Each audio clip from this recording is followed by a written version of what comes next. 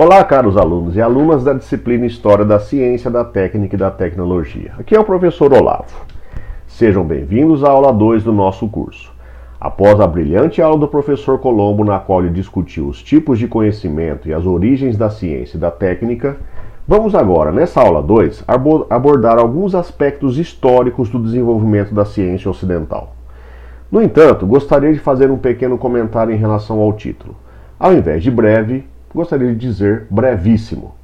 Sendo impossível tratar de um tema tão vasto como é a história da ciência em uma única aula de algumas dezenas de minutos, fui obrigado a fazer um pequeno recorte do tema para tratarmos nessa aula. Sendo assim, optei pelas revoluções que alteraram a visão que temos sobre o nosso lugar no universo.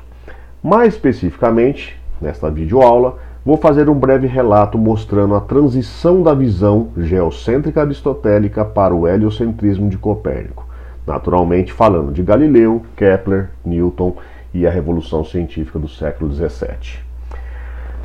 Para darmos início à nossa aula, referencio o professor Chassot em seu belo livro Ciência através dos Tempos, no qual ele comenta que os antigos gregos comparavam o mar Egeu, pontilhado de ilhas, com o céu noturno, dizendo que cada ilha correspondia a uma estrela.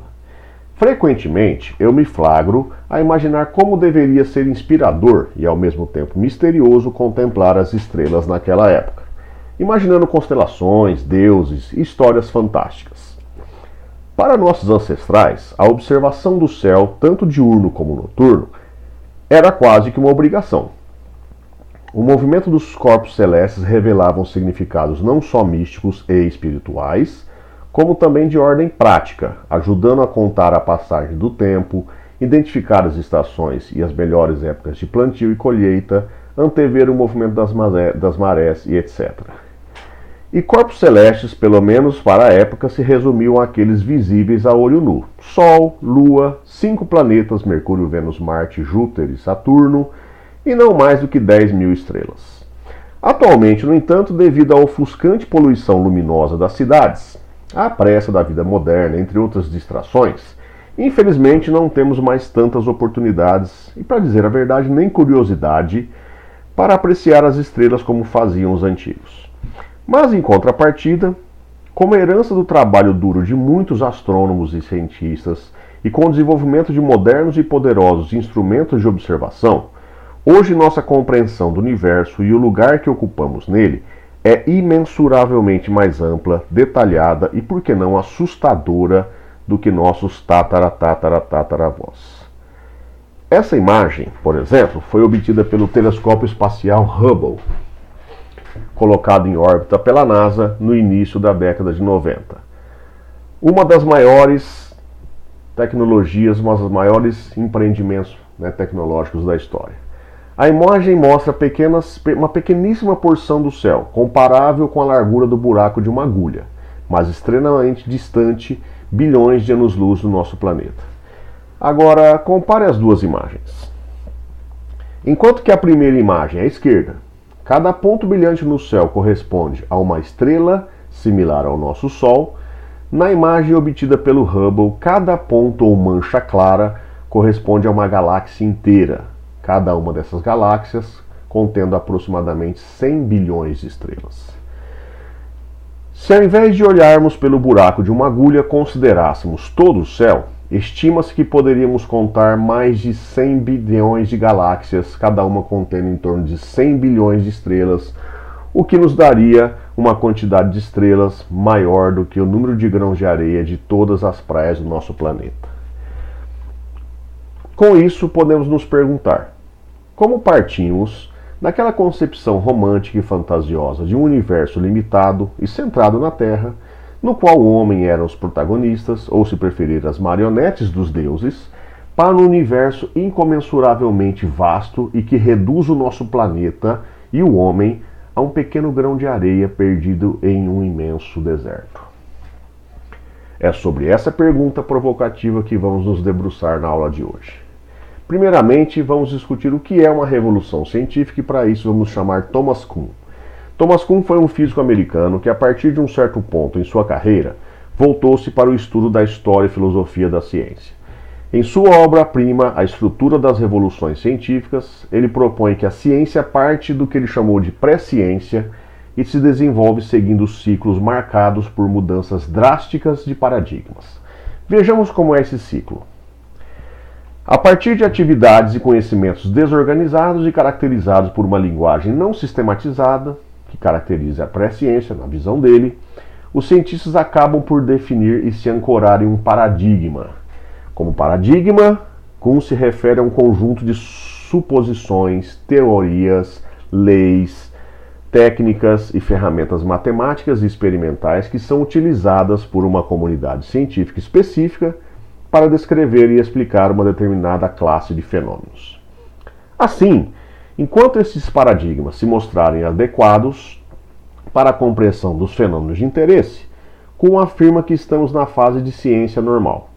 Nessa fase, diferentemente do que afirmam outras correntes da filosofia da ciência, os cientistas se veem um tanto acomodados e raramente questionam ou duvidam dos alicerces que sustentam o presente paradigma. Eventualmente, no entanto, o modelo vigente encontra dificuldades para explicar fenômenos e dados novos que, até então, eram desconhecidos. Nesse ponto, começam a surgir os desvios do modelo e o paradigma sofre pequenos abalos em sua estrutura. Muitas vezes, os cientistas fazem pequenos ajustes no modelo a fim de acomodar os desvios dentro do paradigma vigente. No entanto, à medida que esses desvios do modelo se acumulam e se tornam cada vez mais explícitos, o paradigma vigente em algum momento torna-se insustentável e desmorona. Um novo paradigma deve então ser construído e temos uma revolução científica.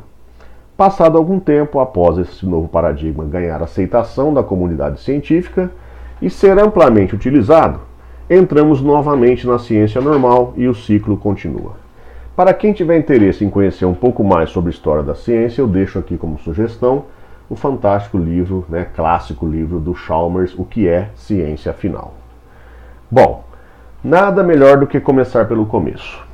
Provavelmente todos já viram essa linda imagem. É um afresco localizado no Vaticano, foi pintado no início do século XVI pelo pintor renascentista Rafael. Nela estão representados vários filósofos, astrônomos e matemáticos da antiga Grécia.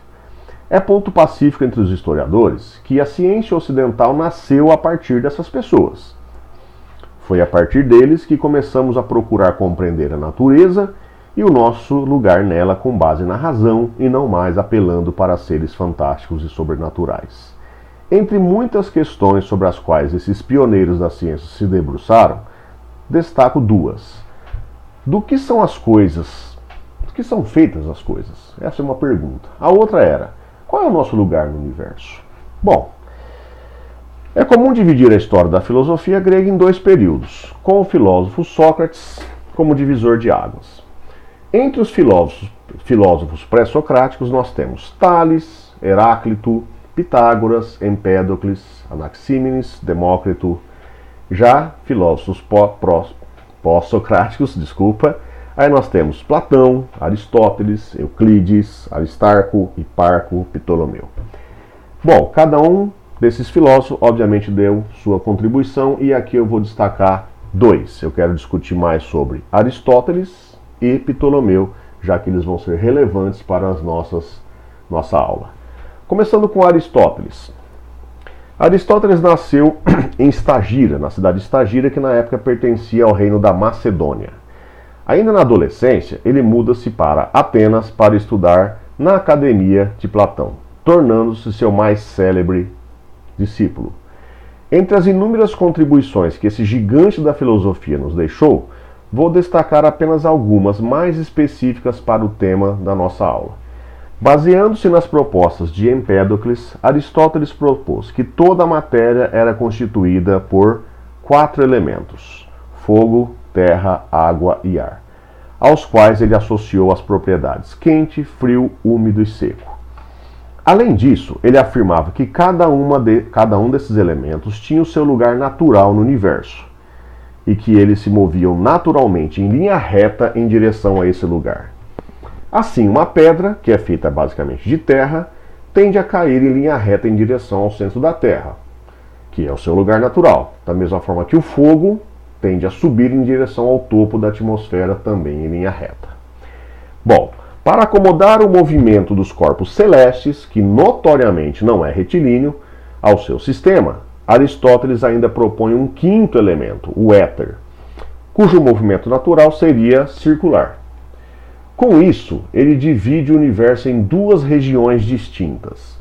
A região abaixo da Lua, ou sublunar, onde vivemos, seria formado pelos quatro elementos água, fogo, terra e ar, e seria marcada por mudanças, transformações, nascimento e morte, imperfeições, corrupção. Já da Lua para cima, a região supralunar seria constituída por éter, eterno, imutável, perfeito, incorruptível. Dentro dessa proposta, Aristóteles sugere então um modelo para o universo, na qual a Terra ocupa o centro, enquanto que o Sol, a Lua, os planetas e as estrelas pertencem ao mundo supralunar. Estão incrustados em esferas imaginárias e giram ao redor da Terra em órbitas circulares perfeitas. Uma herança do seu mestre Platão. Apesar de basear-se em uma combinação de observação, senso comum, com algumas pitadas de lógica e razão, o modelo aristotélico apresentava problemas. Para abordarmos essa questão, vamos primeiramente entender o que significa a palavra planeta. O termo planeta deriva do grego que significa errante, que vagueia, que viaja. Se observarmos o céu noturno por algumas horas, veremos que tanto a Lua como as estrelas movem-se continuamente de leste para oeste. Os astrônomos da antiguidade, no entanto, há tempos já haviam notado que, apesar de praticamente todas as estrelas manterem-se imóveis umas em relação às outras, algumas, mais precisamente 5, apresentavam movimentos um tanto quanto anormais, vagando em relação às estrelas fixas. Chamaram então essas estrelas de estrelas errantes ou planetas, que na época eram Mercúrio, Vênus, Marte, Júpiter e Saturno. Para ilustrar, vamos imaginar que passamos a observar todas as noites uma pequena região do céu com 3 constelações, como mostra a figura. Apesar das estrelas que compõem essa constelação rotacionarem o céu de leste para oeste, todas as noites elas parecem sempre imóveis umas em relação às outras. Imagine agora que de repente, numa dada noite, você observa uma estranha estrela avermelhada que antes não estava lá. Como sua cor lembra sangue, vamos nomeá-la em homenagem ao deus romano da guerra, de Marte. Você fica curioso e começa a prestar atenção nessa intrusa todas as noites, ao longo de algumas semanas ou meses. E eis que você nota que ela se move em relação às outras estrelas. Bom, mais curioso ainda é que durante a sua peregrinação pelo céu, ela parece ora mover-se numa direção, ora mover-se na outra, como se ela retrocedesse e depois continuasse. Se você não acredita que isso acontece, basta gastar alguns meses observando noite após noite o movimento de Marte no céu. Mas se você não estiver disposto a isso, mostro então uma foto feita a partir de múltiplas exposições, realmente mostrando que Marte faz esse movimento em laços, como se fossem laços retrocedendo às vezes. Aristóteles, bem como outros pensadores e astrônomos da antiguidade, já haviam se dado conta desse fato, mas poucos conseguiram criar modelos adequados para descrever esses estranhos movimentos. Quase 500 anos após Aristóteles, já no século II a.C., entra em cena Cláudio Ptolomeu. Apesar de conhecermos pouco sobre sua vida, sabe-se que ele trabalhou em Alexandria, no Egito, cidade fundada por Alexandre o Grande. Ptolomeu tinha grandes habilidades com matemática e geometria. Deixou grandes contribuições tanto na astronomia como na geografia e na cartografia. Sua obra, chamada de Almagesto, tornou-se a referência principal da astronomia durante mais de um milênio. Nela, Ptolomeu constrói um novo modelo de universo, baseado na concepção geocêntrica de Aristóteles, mas com aprimoramentos importantes para descrever com precisão o movimento retrógrado dos planetas. Segundo Ptolomeu, os planetas giram em órbitas circulares chamadas de epiciclos, cujo centro gira em torno da Terra. Para ser capaz de descrever os movimentos dos corpos celestes, o modelo completo de Ptolomeu era composto por dezenas de combinações de movimentos circulares. Apesar da complexidade, ele se mostrou bastante preciso e foi adotado como o modelo do universo por mais de 1000 anos. Poucos séculos depois de Ptolomeu, com a invasão dos bárbaros e a queda do Império Romano Ocidental, no final do século V, a Europa entra em um período histórico conhecido como Idade Média. Esse período, que ficou conhecido como Idade das Trevas, se estende até meados do século XV e é tido como uma época de insignificante desenvolvimento científico, tecnológico e artístico. De fato, a primeira fase desse período, chamada Baixa Idade Média, pouco contribuiu científico ou tecnologicamente para a humanidade. No entanto, a partir do século X, a chamada Alta Idade Média nos legou valiosas contribuições, tais como a arquitetura, as belas catedrais, o desenvolvimento de novas técnicas agrícolas, como o sistema de rotação de cultura e o aperfeiçoamento do arado, a invenção dos relógios mecânicos, desenvolvimento do processo de produção de vidros transparentes e a invenção dos óculos, enfim. No entanto, as maiores contribuições que recebemos dessa época, pelo menos na minha opinião, foram a criação das universidades e a invenção da prensa tipográfica ou de tipos móveis.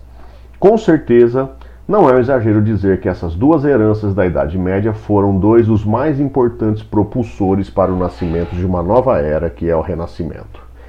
Vamos olhar para essa afirmação com um pouco mais de detalhe. Essa é a Universidade de Bolonha, na Itália, uma das mais respeitadas do mundo. Foi fundada em 1088 e é então a mais antiga universidade do mundo também.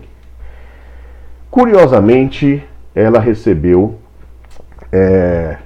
um aluno, na época, 1447, ela recebeu um aluno de origem polonesa que viria a escrever e, com a ajuda da prensa tipográfica, publicar um dos livros mais revolucionários da história, Das Revoluções dos Corpos Celestes. O aluno, que também viria a se tornar médico e cônego da Igreja Católica, era nada mais nada menos do que Nicolau Copérnico. Um pouco da vida de Copérnico e de outros grandes nomes da ciência que abordaremos adiante podem ser encontrados neste livro. Com mais de 1000 páginas, o livro é de difícil leitura, pois apresenta os trabalhos originais desses gênios, mas serve como uma boa referência para aqueles que têm nervos de aço. Bom, Copérnico nasceu na cidade de Toruń, na parte norte da Polônia, em 19 de fevereiro de 1473, 20 anos após o fim da Idade Média, quando os turcos tomaram Constantinopla. Era o filho caçula de uma família bem-sucedida que valorizava bastante a educação. Copérnico iniciou seus estudos acadêmicos na Universidade de Cracóvia, para posteriormente matricular-se então na cidade de Bolonha, lá na Itália, onde estudou Direito e Medicina. Em 1512, ele retorna para a Polônia e muda para Framborg, onde vive até sua morte em 1543. Ali, ele constrói uma torre para observação dos céus e escreve um pequeno livro a partir de suas observações, comentários sobre a teoria dos objetos celestes a partir de sua disposição. E nesse livro ele faz as primeiras sugestões da possibilidade do movimento da Terra. Segue um trecho. Nós giramos em torno do Sol como qualquer outro planeta. Ele passa então mais de uma década aprimorando seus cálculos e desenvolvendo suas ideias sobre o heliocentrismo, culminando na sua obra máxima Das Revoluções dos Corpos Celestes. Ele, entretanto, resiste em publicar sua obra com medo das possíveis represálias que poderia sofrer da Igreja Católica, cujos dogmas estavam fortemente enraizados no sistema geocêntrico aristotélico. Apenas em 1543, 13 anos após ter finalizado o manuscrito, e já em seu leito de morte, ele autoriza a publicação, e nasce então uma nova era. Com pouco mais de 400 páginas, o livro das Revoluções começa com uma cautelosa dedicatória ao Papa Paulo III. Olhemos o que Copérnico diz nessa dedicatória. Posso facilmente imaginar, Santíssimo Padre, que assim que algumas pessoas souberem que, nestes livros que escrevi sobre as revoluções das esferas do mundo, atribuo certos movimentos ao globo terrestre, não tardarão a exigir a altos brados meu afastamento, bem como o de minhas opiniões. Ele já estava ciente de que ele sofreria críticas duras daqueles que defendiam a Igreja Católica. A importância da obra é inestimável. Ele não somente marca o início da transição do modelo geocêntrico para o modelo heliocêntrico, mas também mostra que o movimento de rotação da Terra em torno de seu próprio eixo resulta na alternância dos dias e noites. Ele explica as estações do ano, considerando a inclinação do eixo da Terra em relação à órbita. Ele também discute a precessão dos equinócios, que é um fenômeno que foi verificado por Hiparco quase 2000 anos antes de Copérnico. Vamos destacar aqui pelo menos alguns trechos. Está aqui, ó, 2 pedaços originais aí do livro, né? E aqui um trecho. Por isso, não nos envergonhamos de sustentar que essa totalidade que a Lua abrange, ou seja, inclui a Terra, e o centro da Terra também atravessam, entre outras estrelas errantes, ou seja, planetas, o grande círculo orbital na revolução anual ao redor do Sol. Aí na figura da esquerda você tem o sisteminha que ele propôs, com o Sol no centro e os planetas, pelo menos os 5 planetas conhecidos, a Terra em terceiro lugar, corretamente, né? Aliás, todos corretamente, e em volta a esfera das estrelas. E do lado direito você tem uma figura que mostra como que ele tenta explicar aí as estações do ano devido à inclinação do eixo da Terra em relação ao plano da órbita dela em torno do Sol. Bom,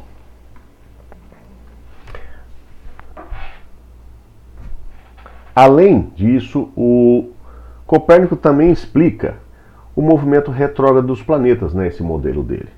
E realmente faz sentido. Você tem que ver aqui, né, nessa figura, que a Terra ela gira mais rapidamente que Marte. E Marte, estando numa órbita mais externa, né, e movendo-se mais lentamente, às vezes dá a sensação, para nós, pelo menos aqui na Terra, de que ele retrocede em relação ao fundo fixo das estrelas, né, que está atrás e muito distante da gente. Então ele consegue explicar realmente o movimento retrógrado dos planetas, como Ptolomeu também conseguia explicar. Mas aqui vale a pena refletirmos e compararmos os dois sistemas. Bom, vamos fazer essa comparação com base nos princípios propostos pelo monge franciscano Guilherme de Ockham. Bom, por sinal, ele veio também da Idade Média. Ele propôs um princípio chamado de navalha de Ockham, e esse princípio afirma, em poucas palavras, é vão fazer com mais o que se pode fazer com menos, ou seja, faça o mínimo necessário. E a ideia em termos de ciência, o que eu quero dizer é o seguinte, entre 2 modelos que explicam com igual eficiência o mesmo fenômeno, escolha sempre o mais simples. E comparando com o modelo das dezenas de esferas de Ptolomeu, o modelo copernicano é naturalmente infinitamente mais simples e mais elegante.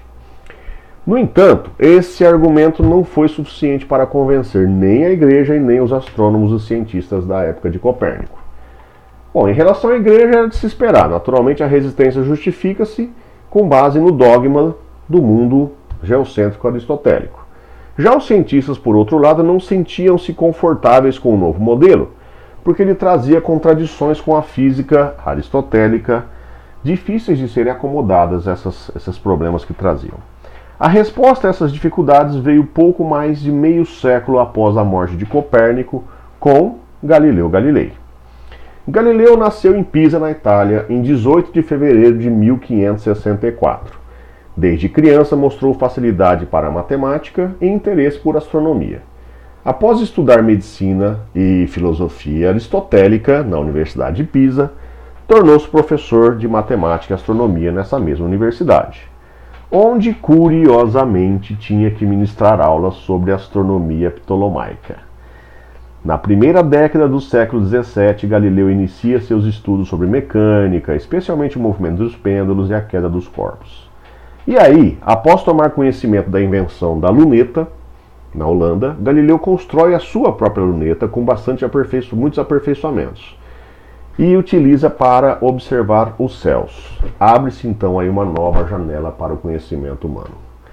A partir das observações que ele realiza, ele publica 2 pequenos livros, O Mensageiro das Estrelas, em 1610, e Cartas sobre Manchas Solares, 3 anos mais tarde. As imagens retratadas por Galileu nesses livros estremeceram os alicerces da doutrina aristotélica pregada pela Igreja Católica. Primeiramente, ele mostra que a Lua não é perfeita. Ela não é perfeitamente cristalina e esférica. Ela possui, um monte de crateras. Então ele mostra que a Lua ela não tem aquela perfeição que se acreditava no mundo aristotélico. Da mesma forma que o Sol também não é perfeito e ele possui manchas.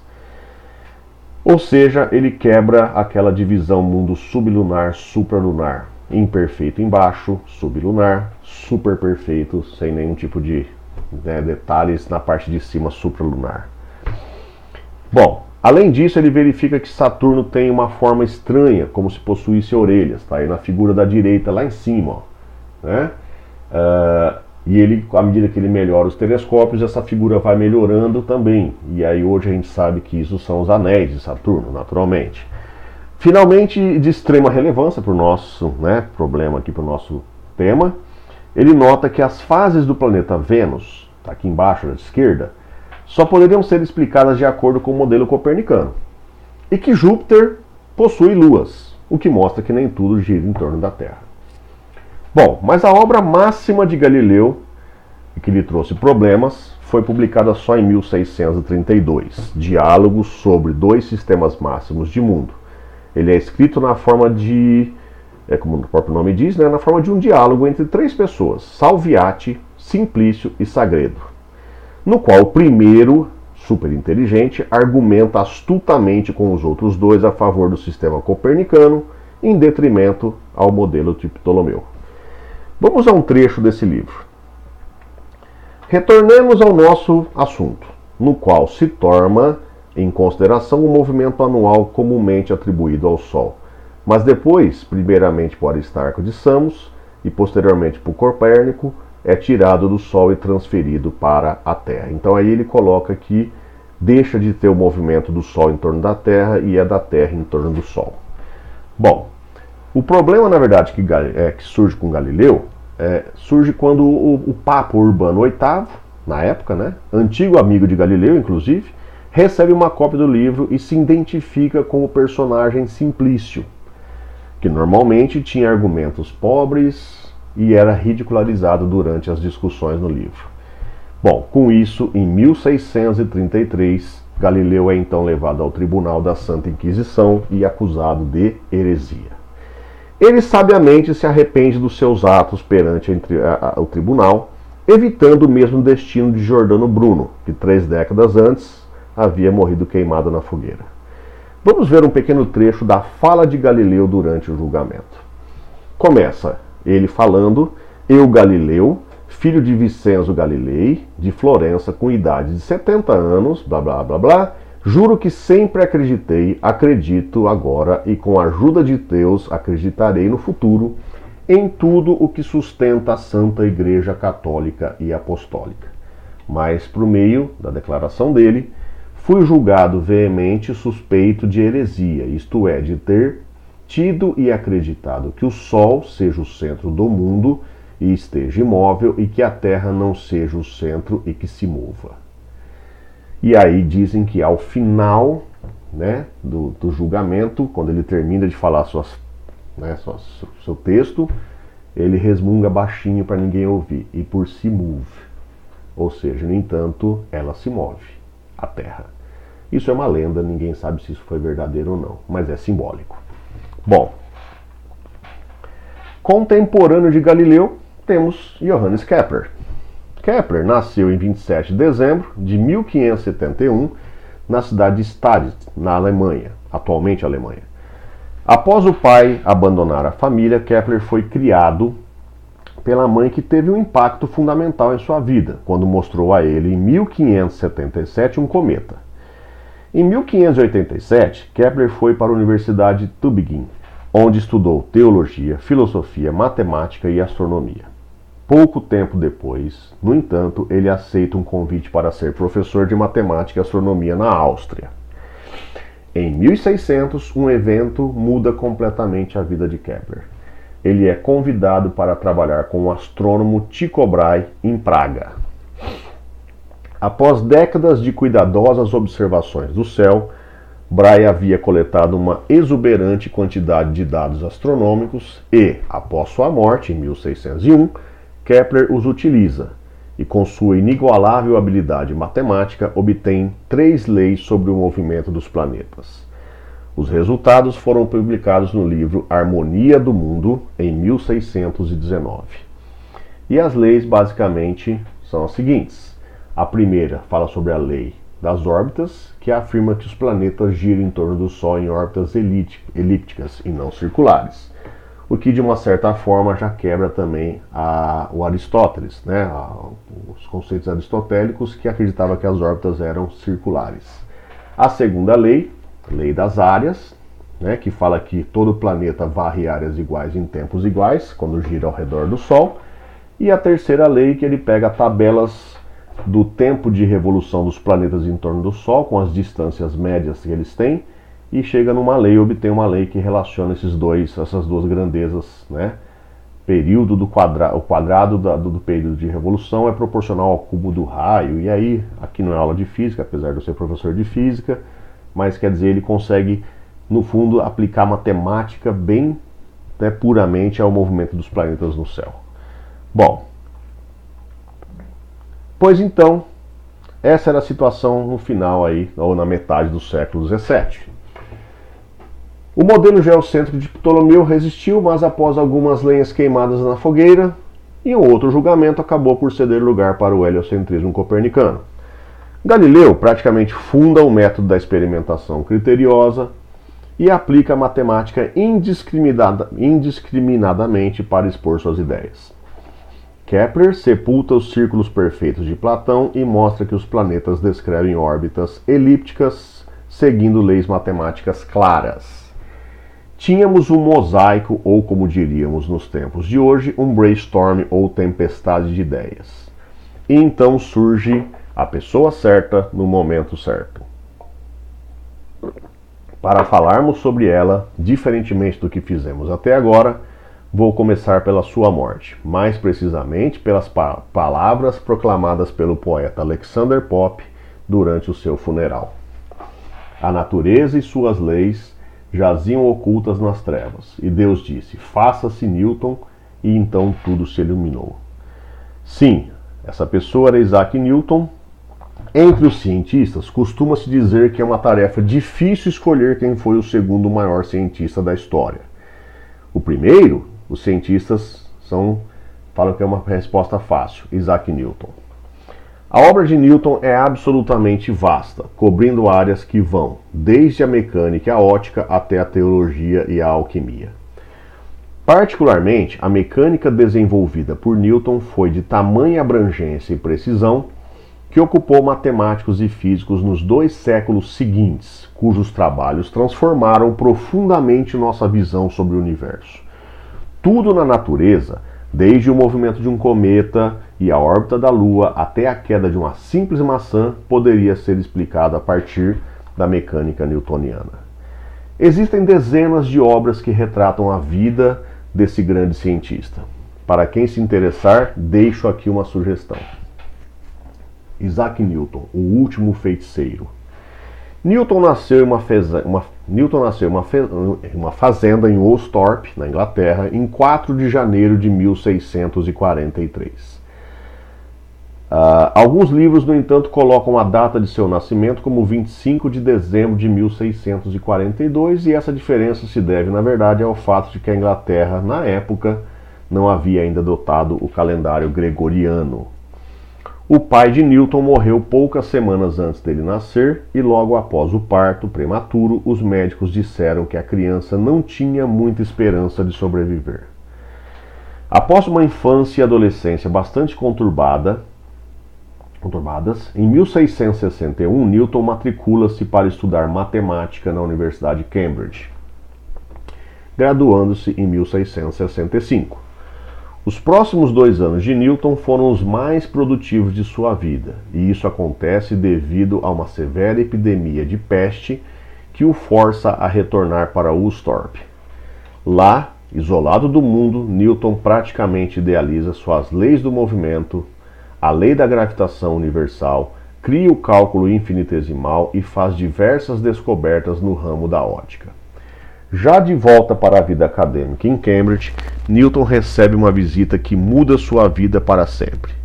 O astrônomo Edmund Halley procurou Newton para pedir auxílio sobre um problema matemático que ele estava tendo com o movimento dos planetas e as forças que o governavam.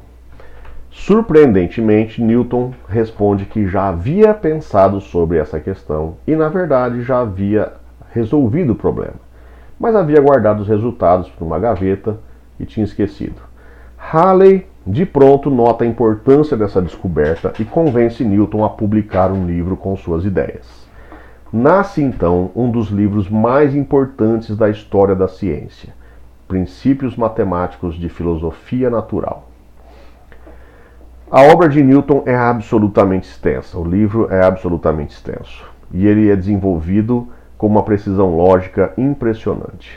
Entre as inúmeras coisas apresentadas por Newton nesse livro, vou destacar 3. Primeiro, as leis do movimento, está aqui o original.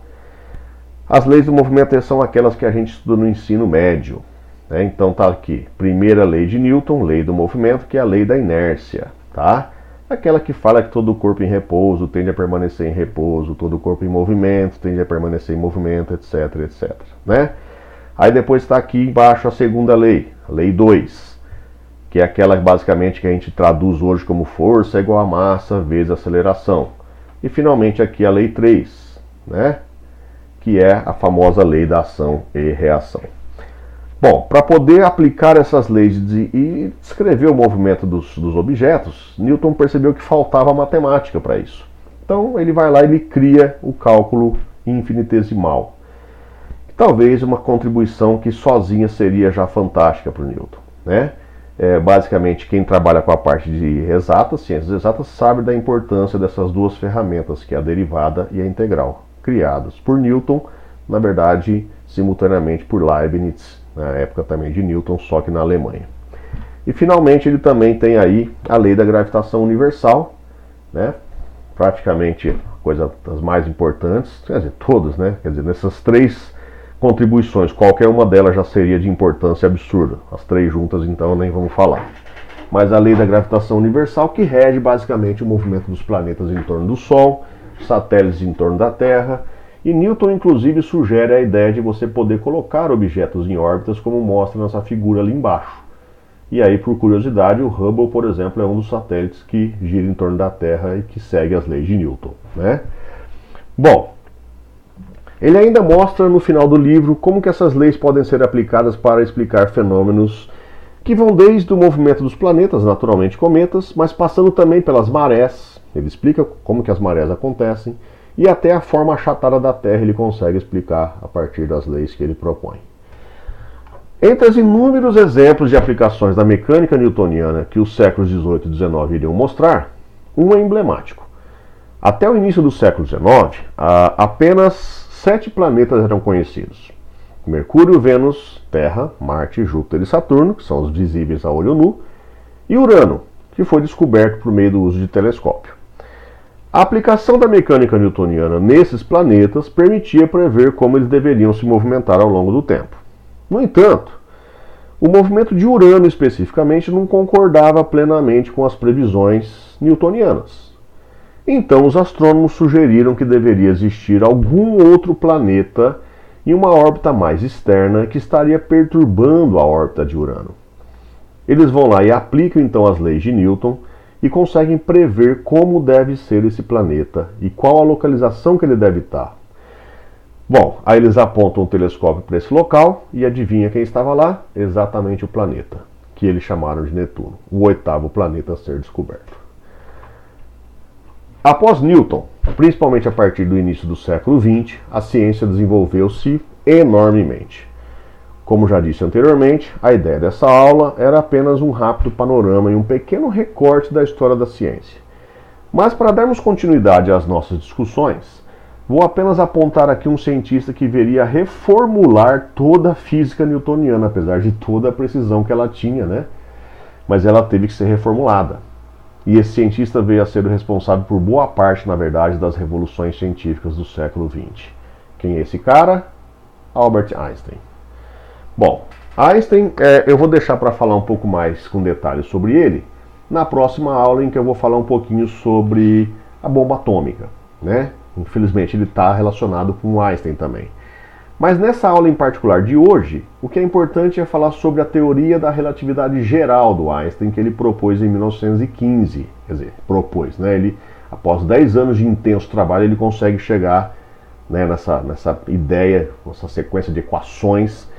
E a ideia básica da teoria da relatividade geral é que o espaço e o tempo eles são entrelaçados, né? Então é como se fosse um tecido entrelaçado, quadridimensional, 3 dimensões para o espaço e mais uma temporal.